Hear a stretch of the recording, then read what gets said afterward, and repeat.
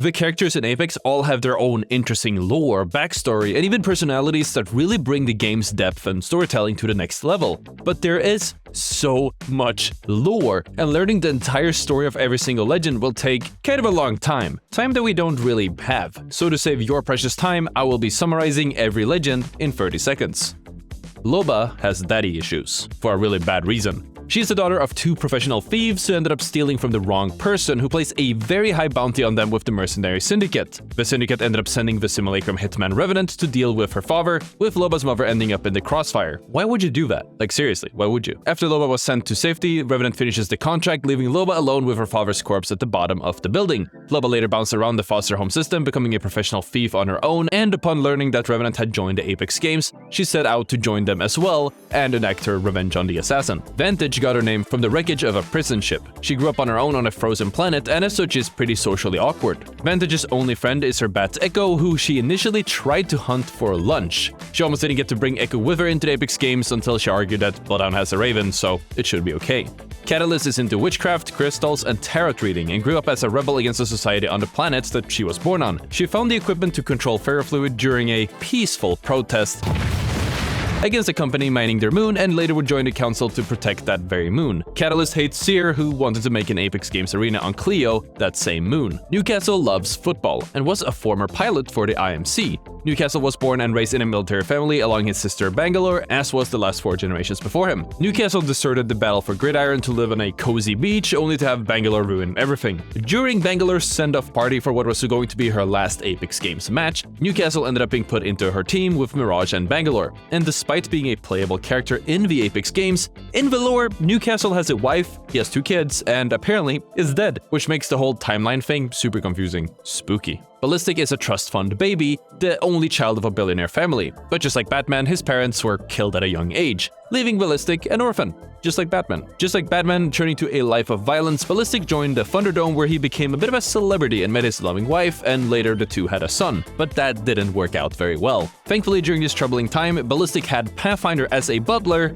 but that didn't work out very well. Much later, Ballistic's son was going to join the Apex games himself, leading to Ballistic paying a lovely visit to the mercenary facility and kindly asking Silva to take his son's place instead. Silva agreed, and as a token of affection, Ballistic placed a model outside of his window, showing his love for his son, but that didn't work out very well. Watson was raised by her single father, who taught her all about electricity. Together, the two designed the ring, and Watson would regularly come to Kings Canyon during its construction, looking for the hidden Nessie plushies her late mother had left behind. Thanks to her work on the ring, Watson was invited into the Apex games without ever having to play a qualifying match. Watson is a goody two-shoes and confirmed to be on the spectrum, and honestly, some of the voice lines make this pretty clear. Thank you.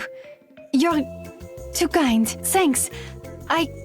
I am glad we can help each other. I'm always here to help. As if the obsession with the Nessies wasn't enough. Mirage is the son of a famed hologram engineer, and got the idea of working with holograms after pranking his mother by turning a hologram into a clone of himself. After his brothers sadly died, Mirage created holograms of his brothers to cheer their mother up, who by now had started showing signs of dementia. Mirage both owns the bar Paradise Lounge, which acts as a central hub for tons of moments in the story, and the party ship Mirage Voyage, which you already know all about. Also, it's implied that canonically, Mirage did stuff with a pumpkin, so make of that what you will. Mirage joined the Apex games to find fame, wealth, and glory. During her time as a human, Ash was part lab assistant and part shady person. She studied the new element Branthian with Horizon, who Ash, as any good lab assistant would, ended up sending into a black hole. Much later, Ash betrayed her own coworkers and stormed the laboratory with Apex Predator soldiers, with mixed results. Ash's dying body was recovered and turned into a simulacrum for the Apex Predators, with Ash receiving her own Titan. Much later, Ash faced off against Jack Cooper, with mixed results. Much later, she ended up being recovered by Pathfinder, who found her in a dumpster. Upon meeting Horizon, who somehow had returned, Ash decided to join the Apex games to prove her superiority over the previous lab partner. Fuse loves to play the guitar. He was born on the chaotic hellscape wasteland Salvo that us in the real world all know as Australia, alongside Maggie, and the two were inseparable, often passing around a golden grenade as a symbol of their bond. As the two grew up, Fuse grew a liking to bloodsport, and Maggie got involved with politics. Once Fuse would join the Apex games, Maggie Maggie lost her mind, pulled a pin on the golden grenade, and threw it at Fuse, who ended up losing his arm in the explosion. After leaving Salvo, he received a cool grenade-throwing prosthesis, which is kind of ironic if you think about it, and according to a scribble on the back of his heirloom, it appears that Fuse and Bloodhound are officially a thing. And unlike Maggie, at least Bloodhound would never try to blow him up.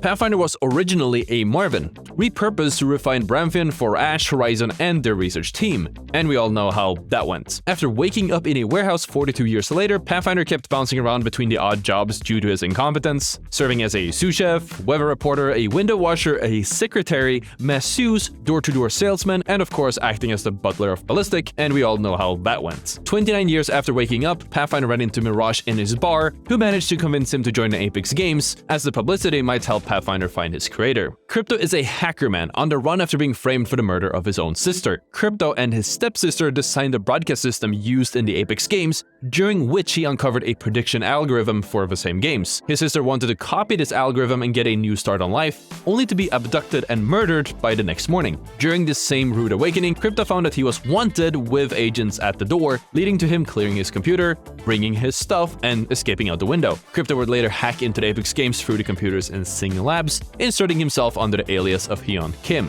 Bangalore has a strong kinship with her brother Newcastle. Just like him, she loves pranks. During one particular prank war, Bangalore spiked Newcastle's rations with laxatives, only for them to be eaten by their commanding officer. As a punishment, both of them had to scrub an Essex-class cruiser with toothbrushes. Bangalore has a stronger loyalty to the IMC than Newcastle, and when he wanted to desert during the battle for Gridiron, she had to be sedated as to not start a coup. After the events on the cozy beach, Newcastle and Bangalore were taking odd jobs on the Hestia 02 to get by, with Newcastle eventually falling out of the ship because a grenade exploded.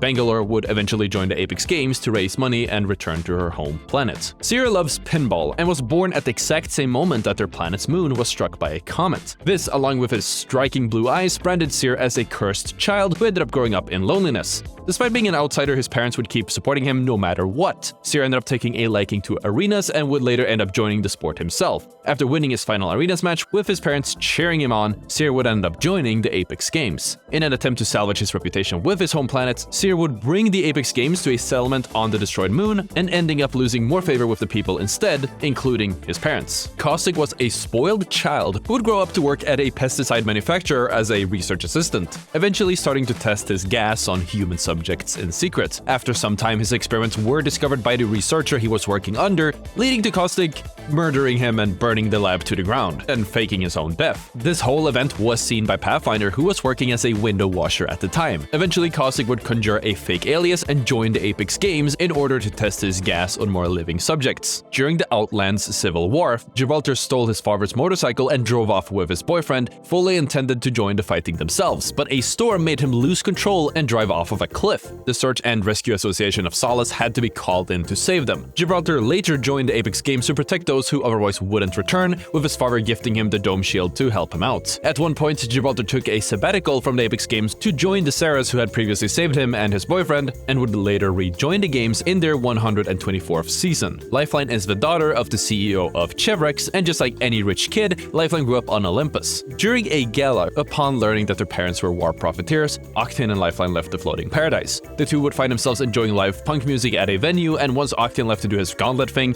one of the performing artists convinced Lifeline to get into drumming. She eventually joined the band herself and would come to witness the damage her father had caused firsthand, leading to her swearing off her family and joining the Frontier Corps to bring humanitarian aid across the frontier. After running out of medical supplies, Octane and Lifeline were caught breaking into a Silva Pharmaceuticals facility. Not wanting to get into the same situation ever again, she would later join the Apex Games to raise money for the Frontier Corps. Revenant's past human self was known as the greatest assassin that the mercenary syndicate had ever employed, but was somehow still killed by one of his victims. Revenant's human body was revived and used for experiments in bringing a human consciousness into a robot body, and after 20 whole years, they created the perfect assassin, who did the dirty biddings for the syndicate for 300 years, with countless of victims, including Loba's parents and the beloved character Forge, who was supposed to be joining the Apex Games. The murder of Forge was just one of the many unpredictable attacks made by the simulacrums, and in order to satisfy Revenant's never-ending bloodlust, Syndicate officials inducted him into the Apex Games. Many started noticing that Revenant's programming was degrading, causing issues such as his death totem not summoning as it should have been, with a group of researchers confirming that 77% of Revenant's deaths were fully preventable. At one point, Silva discovered the ongoing research project and gained control of Revenant. During an Apex Games match, Revenant suddenly lost control of his abilities and would wake up with completely new ones. In order to keep the simulacrum's source code out of the hands of Silva, Revenant and the Legends broke into a Hammond Robotics facility in Malta, but sadly, Silva managed to retrieve Revenant's source code and escape, leaving him in the state that we know him in today. Maggie grew up on Salvo along Fuse. She was a troublemaker, gaining a strong sense of patriotism and nationalism at a young age, prepared to die for Salvo since the age of 12. As the pair grew apart, with Fuse joining Bloodsports, Maggie founded the warband Crack Talon, leading riots and raids on Syndicate operations and redistributing the wealth to the citizens of Salvo. When Fuse joined the Apex Games, Maggie sabotaged Fuse's entrance by hacking into his ship, attacking spectators, and demanding the delivery of Fuse's other arm. Yep, that one. This didn't go according to plan, and after several weeks of escapades, Maggie was caught with 27 counts of sedition, facing execution by firing squad. However, it was dictated that she would join the Apex Games instead, where the fellow competitors would inevitably end up being her executioners. After Bloodhound's parents were killed in the flash freeze that buried World's Edge in snow and ice, Bloodhound was raised by their uncle's tribe that rejected technology. 10 years later, Bloodhound used a charge rifle to defeat a Goliath, which violated the tribe's rules and resulted in Bloodhound's exile. The village was later attacked by the Goliath, and by using the broken charge rifle, Bloodhound scared the beast away, but their uncle was dead, so Bloodhound took Arthur's axe, returned to the den, and froze it to death. However, suffering severe respiratory damage in the process, which forces Bloodhound to use a respirator for the rest of their life. Bloodhound received the companionship of a raven and named him Arthur in their uncle's memory. After Bloodhound's lover Boone was killed by a beast, Bloodhound entered the Apex Games to honor his memory. Horizon and Ash discovered the element Branthium, which could be used as an energy source, but Branthium could only be gathered from a black hole. And before leaving to a risky expedition to a black hole, Horizon promised her son Newton that she would return. During the expedition, Horizon entered the capsule to gather the Branthium, but after successfully doing so, she was betrayed by Ash, who detached her from the main ship and sent her straight into the black hole. She was stuck in the black hole for 246 days, but once she returned due to time dilation, like in Interstellar, it had been 87 years, Olympus was abandoned and in ruins, and her son was already dead. Determined to fund a project into time travel, Horizon joined the Apex Games to make good on the promise to her son. Wraith was initially a science pilot, testing phase-shift technology to prove the existence of other dimensions. But because Wraith and her colleague couldn't find any human volunteers to act as test subjects, Wraith ended up volunteering herself, resulting in her losing her memory and falling into insanity. Instead of helping her, Wraith's partner ended up taking advantage of the situation, continuing to perform experiments on her. But one day, a warrior in white armor freed Wraith and gave her the technology for phase shifting, as well as a kunai to escape. After spending a week in and out of phase, Wraith eventually left the island, spent years in training, and eventually entered the Apex Games to return to King's Canyon and learn the truth about who she really was. Rampart loves guns. In fact, her first invention allowed her to excessively fire paintball rounds really fast. Rampart initially made a name for herself by her custom weapons mods and her success in arenas matches, leading to her eventually opening a weapons shop. As she was hanging out at Mirage's bar, she named her minigun Sheila after hearing about Valkyrie's ex-partner. One night, Rampart's shop was attacked by gangsters, and despite her efforts, by the end, nothing but Sheila and the store sign was left. Once the gangsters were gone, Rampart was approached by Blisk, who hands her an Apex Predator card, inviting her to become an Apex legend under his sponsorship. Octane is the son of the CEO of Silva Pharmaceuticals. His stunts began at a very young age, which quickly grew to greater magnitudes. One day, during his father's 4th wedding, Octane built a makeshift ramp, flew off of it with a hovercar, and disembarked midair to land in the pool. Having live-streamed the event, Octane later found out it had been viewed by nearly 100,000 people, which ignited his passion of performing stunts in front of a roaring audience. After leaving the gala he had attended with Lifeline, Octane would set a world record in the gauntlet run by propelling himself forward, using a grenade and losing his legs in the process. Shortly after receiving his prosthetic legs, Octane left the hospital, with Lifeline blocking Octane on their messaging app, and Octane later joined the Apex Games. Valkyrie is the daughter of the notorious mercenary Viper, a member of the Apex Predators. Due to his profession, Valkyrie would often see Blisk at her home. Despite her admiration towards her father and wanting to follow in his footsteps, Viper scoffed at the idea of her becoming a pilot, telling her that Titans were death traps, and oh boy, wasn't he right. Not really knowing what happened to her father, Valkyrie would blame Blisk for her father's death. Later on, she would arrange a meeting with Blisk, fully intending to kill him. Blisk managed to talk her out of it and handed her an Apex Predator card. She instead took her anger out on Blisk's drink, left, and turned her father's Titan into a custom jetpack and armor, followed by her joining the Apex Games. And well, that was just all of it. I hope you guys really enjoyed these very brief summaries of the legend backstories, because this took a really long time to go through and even longer to distill into this one video. There is so much more I do want to talk about, so if you did enjoy the video, make sure to hit the like and subscribe not to miss my upcoming video covering the entire story of every single legend. It's gonna be a long one, I can promise you that. Anyways, thank you so much for watching, and I'll see you all tomorrow. Peace out.